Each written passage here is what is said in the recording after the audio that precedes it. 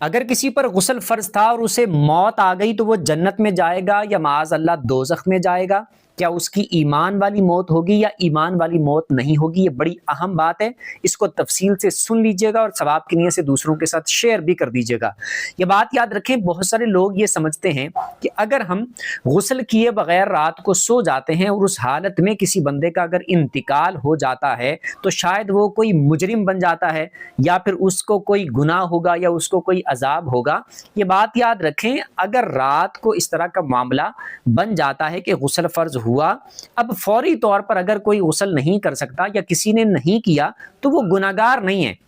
وہ اگر اسی حالت میں سونا چاہے تو وضو کر لے، جیسے کہ ہمیں احادیث سے ملتا ہے اور نبی پاک علیہ السلام سے یہ عمل ثابت ہے کہ آپ نے وضو فرمایا، آپ وضو فرماتے اور اسی طرح پھر آپ آرام فرماتے اور صبح اٹھ کے نبی پاک علیہ الصلوۃ والسلام یعنی نماز سے پہلے غسل فرماتے تھے۔ تو اب اگر کوئی بندہ اس طرح کرتا ہے کہ رات کو اس طرح غسل فرض ہے اور اسی طرح سو جاتا ہے تو بہتر یہ ہے کہ وضو کر لے اور سو جائے، اور صبح اٹھ کے پھر وہ غسل کر سکتا ہے، فجر سے پہلے پہلے اٹھ کے غسل کر لے۔ تو ناپاکی کی حالت میں دن میں یا رات میں اگر اس پر موت واقع ہو جاتی ہے یا اس کا انتقال ہو جاتا ہے تو اس کی وجہ سے معاذ اللہ وہ جہنم میں نہیں جائے گا اور نہ ہی یہ شریعت کی نظر میں کوئی وہ مجرم بنے گا۔